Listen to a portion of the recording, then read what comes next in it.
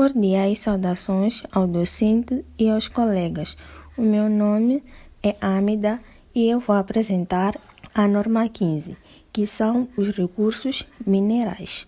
No presente trabalho, contém a introdução, o objetivo, o âmbito, as definições, o reconhecimento, a mensuração, a apresentação, a imparidade, por fim, exercícios. Agora, darei a introdução. É importante nós sabermos que a exploração e a avaliação de recursos minerais incluem as seguintes fases. Primeiro, temos a fase inicial. Nesta fase, realizam-se atividades preliminares antes do início da exploração e avaliação dos recursos minerais. Isso inclui-se os estudos gerais, pesquisas iniciais, obtenção de licenças e recolha de informações geólogas. Os gastos incorridos nesta fase, a regra geral, não são reconhecidos como ativos de exploração e avaliação, tendo normalmente registrados como gastos de período.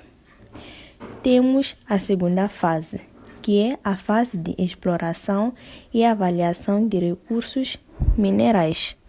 Nesta fase, a entidade efetua trabalhos de pesquisa e avaliação para determinar a existência de recursos minerais economicamente exploráveis a atividades que poderão incluir perfurações, escavações, recolha de amostras e estudos técnicos. E temos a terceira fase, que é a fase subsequente à demonstração de exeguibilidade técnica da viabilidade. Nesta fase, inicia-se quando a entidade comprova que a extração dos recursos minerais é tecnicamente possível e economicamente viável.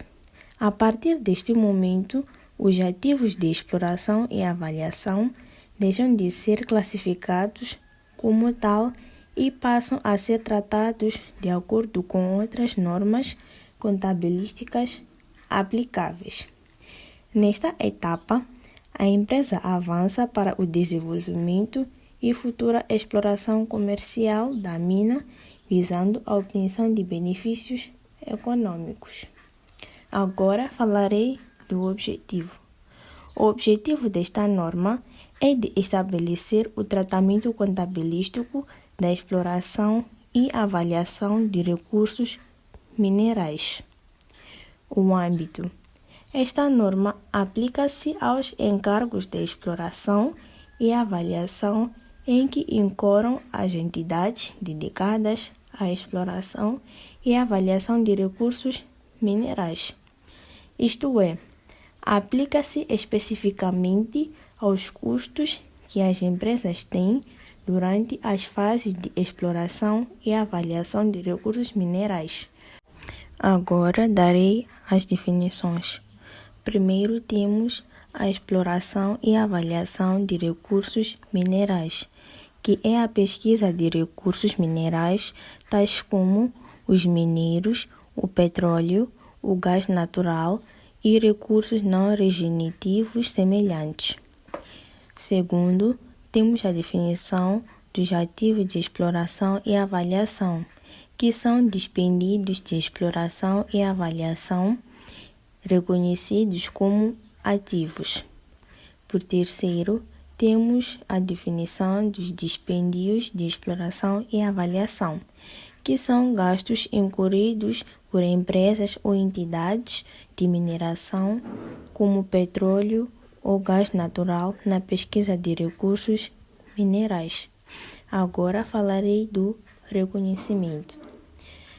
Aqui, as entidades podem optar por reconhecer esses gastos como ativos desde que estejam alinhados com as suas políticas contabilísticas. Isto é, para que um gasto seja reconhecido como um ativo, ele deve trazer benefícios econômicos futuros para a empresa como a criação ou melhoria de um bem que vai gerar o valor ao longo do tempo. Além disso, a entidade deve ter políticas internas claras que definam quando e como esses gastos são capitalizados, garantindo consistência e transparência no reporte financeiro.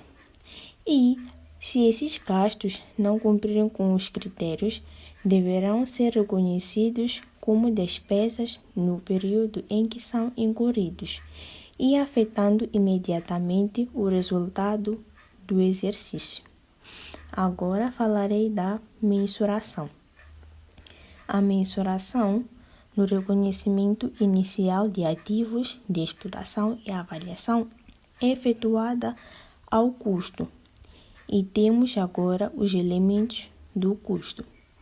Temos a aquisição de direitos. Aqui incluímos o valor pago para obter os direitos legais para explorar uma determinada área. Por exemplo, comprar uma licença ou concessão para explorar uma mina. Esses custos são parte do investimento inicial que nos permite começar a explorar. Segundo, temos estudos topográficos, geológicos e geofísicos, que são os custos com pesquisas e levantamentos técnicos que nos ajudam a entender a área que vamos explorar. E isso inclui mapas topográficos, análises geológicas do solo e estudos geofísicos para podermos identificar onde os minerais podem estar localizados, e esses estudos são iniciais para planejar a exploração e avaliar o potencial do recurso. Terceiro, temos a perfuração. Aqui, este é o custo associado à perfuração de poços ou furos para extrair amostras do subsolo. A perfuração é fundamental para confirmar a presença do recurso e avaliar a sua quantidade e qualidade. E esses custos são diretamente relacionados à exploração. Depois temos a tubagem. Aqui inclui os gastos com a instalação de tubações necessárias para a exploração e avaliação, como tubulações para extração, monitoramento ou para garantir a segurança do processo. E esses custos também são essenciais para viabilizar a exploração. Por quinto, temos os testes, que são os custos como os testes realizados para avaliar a viabilidade técnica e econômica da extração do recurso mineral, como, por exemplo, testes laboratoriais para determinar a qualidade do minério ou testes de produção do piloto para avaliar os processos de extração. Por sexto, temos as atividades relacionadas com a avaliação e extração de recursos minerais. Aqui englobamos outras despesas diretamente relacionadas à avaliação e extração dos recursos minerais, que ainda não foram cobertas nos itens anteriores. Isso pode incluir custos com equipamentos específicos, a mão de obra especializada ou outras operações necessárias para garantir que o ativo seja corretamente avaliado e que possa ser extraído de forma eficiente. Agora falarei da mensuração subsequente. Primeiro, dizer que na mensuração subsequente de ativos pode optar-se pelo modelo de custo e pelo modelo de revalorização. O modelo de custos. No modelo de custos, o ativo é registrado pelo seu custo inicial, ou seja, o valor pago para adquirir ou explorar o recurso mineral após o reconhecimento inicial. O ativo é ajustado pelas depreciações acumuladas e por qualquer perda ou por imparidade que possa ocorrer. No modelo de revalorização. O ativo é apresentado nas demonstrações financeiras pelo seu valor reavaliado, que pode ser uma quantia diferente do custo inicial.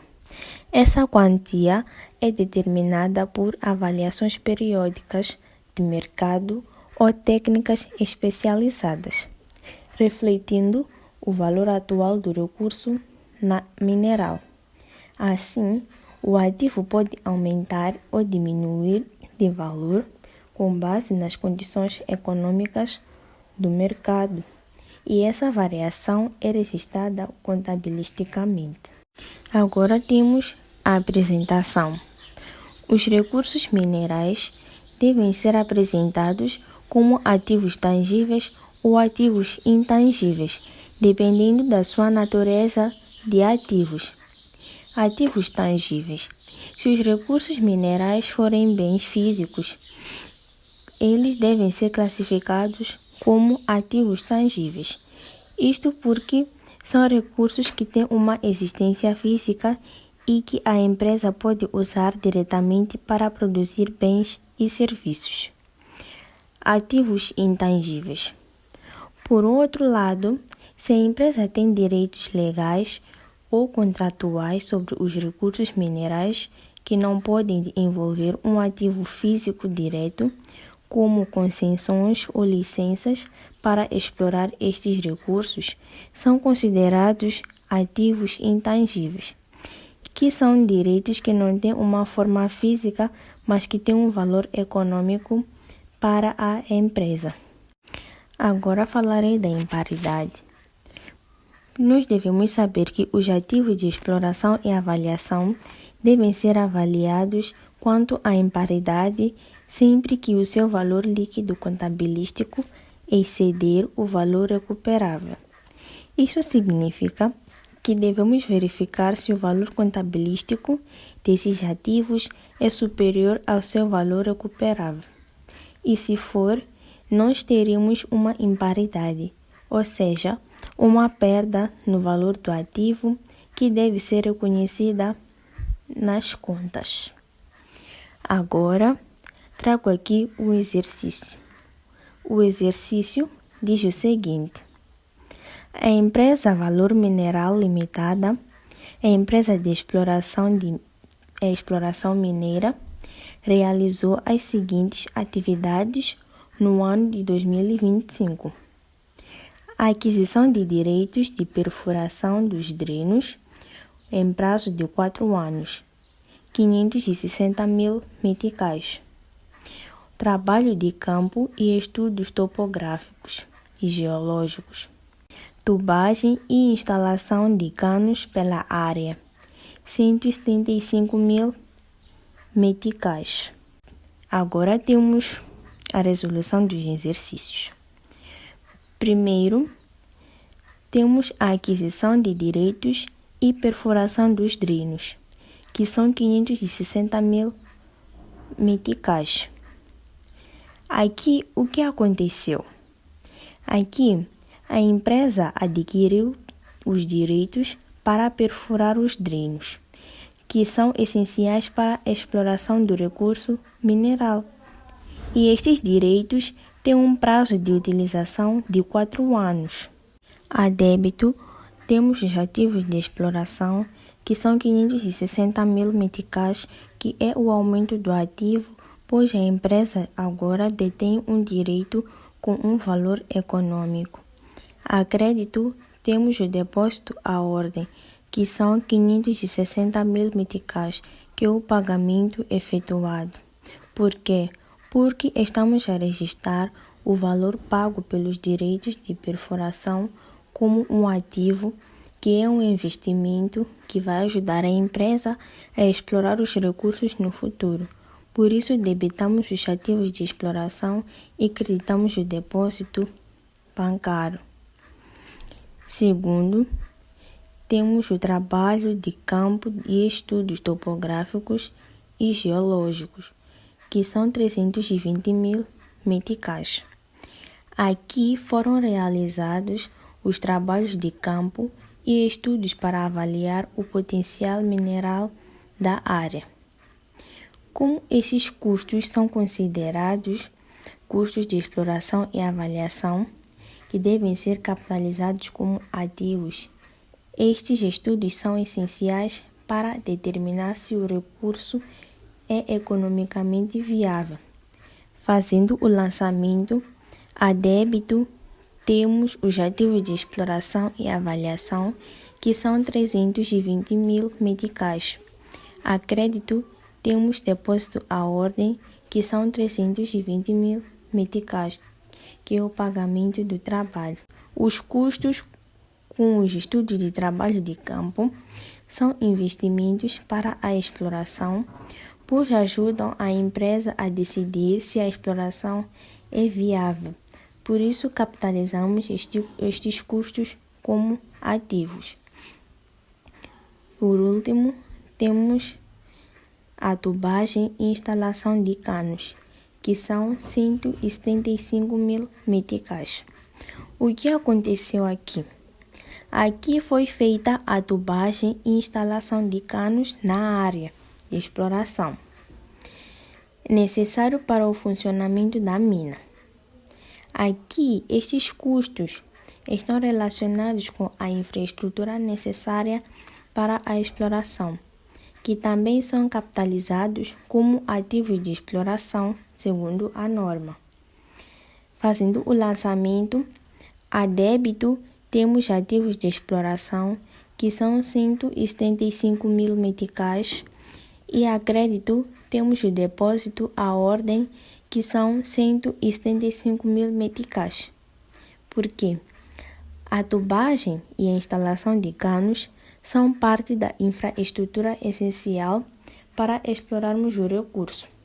Portanto, estes custos não são despesas do período, mas sim investimentos que capitalizamos como ativo. E cheguei ao fim da resolução do exercício. Concluindo o trabalho, esta norma desempenha um papel importante na capitalização de atividades de exploração e avaliação de recursos minerais. A norma garante que haja maior rigor, transparência e credibilidade das informações financeiras. E obrigada.